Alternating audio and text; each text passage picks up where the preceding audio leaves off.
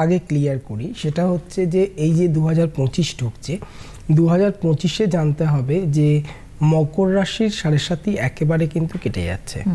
তাহলে মকর রাশির পরে হচ্ছে থাকছে কে? কুম্ভ থাকছে, মীন থাকছে, মেষ থাকছে।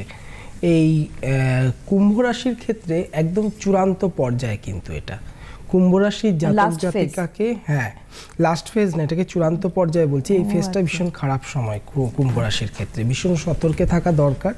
আর একটা জিনিস বলবো, যেটা হচ্ছে মীন রাশির ক্ষেত্রে, মীন রাশির এটা মিডল ফেজের মধ্যেই পড়ছে এবং মীন রাশির ক্ষেত্রেও বিশেষ করে স্টুডেন্ট যারা রয়েছে তাদেরকে খুব সতর্কে থাকতে হবে।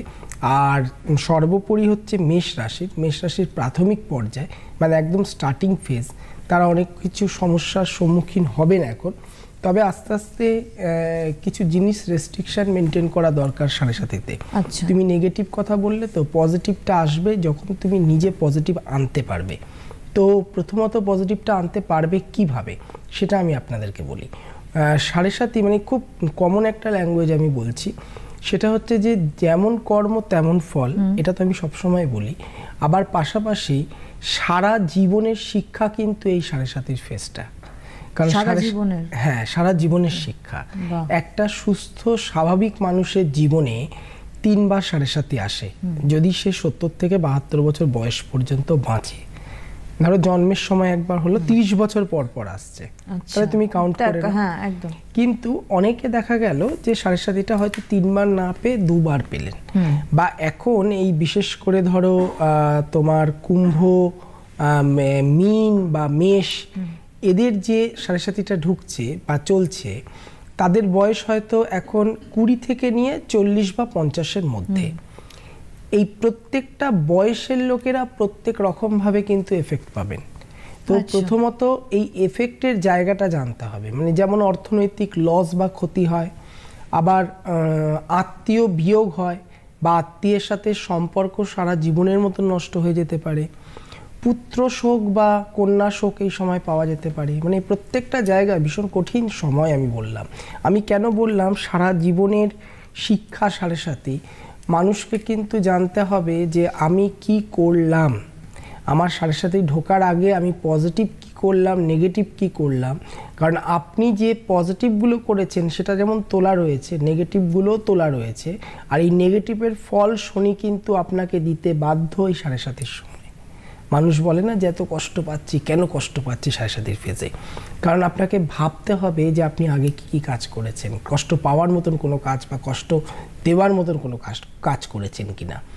ভীষণ এই সময়টাতে নিজের লাইফটাকে রুটিনে সেট করে নিতে হবে, নিয়ম শৃঙ্খলা বজায় রাখতে হবে। কারণ প্রথমত আপনার জীবনে প্রচণ্ড অলসতা আসবে, আপনি একটা অ্যাক্টিভ মানুষ হয়ে এই সময় আপনি ল্যাথার্জি ফিল করবেন, আপনার শারীরিক যন্ত্রণা আসবে। বিশেষ করে আমরা দেখেছি 7.5 চলাকালীন পুরুষ বা মহিলাদের স্পাইনালের প্রবলেম বা হাড়ের প্রবলেম দেয়, হাঁটুর প্রবলেম দেয় খুব, মানে একদম ইয়াং এজেও এটা হয়।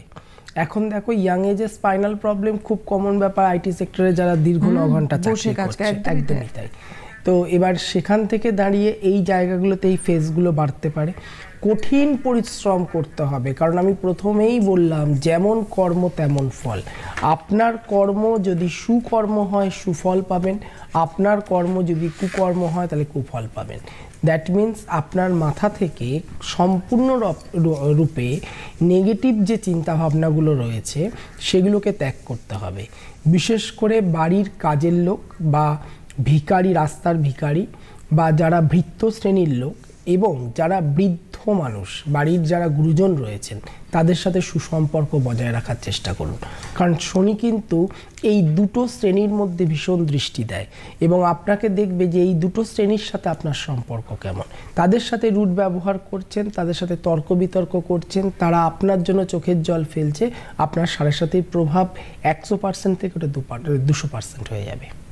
মানে এতটাই নেগেটিভ হয়ে যাবে একদম, মানে প্রত্যেকটা পদক্ষেপে। 7.5 7.5 বছর থাকে, তো আমি বললাম না যে আপনি একটা সুস্থ সবল মানুষ তৈরি হয়ে যাবেন, এতটাই ধাক্কা খাবেন। মানে এইটা আমি খুব মানে শুনে মনে হলো, যেটা সন্দীপ একটু আগে বলেছে যে মানুষকে শেখায় সাথে সারা জীবনের শেখা। এই তুমি বললে না যে গুরুজনদের সঙ্গে সম্মান দিয়ে কথা বলা, তাদের দুঃখ না দেওয়া, এটাও কিন্তু শেখাচ্ছে।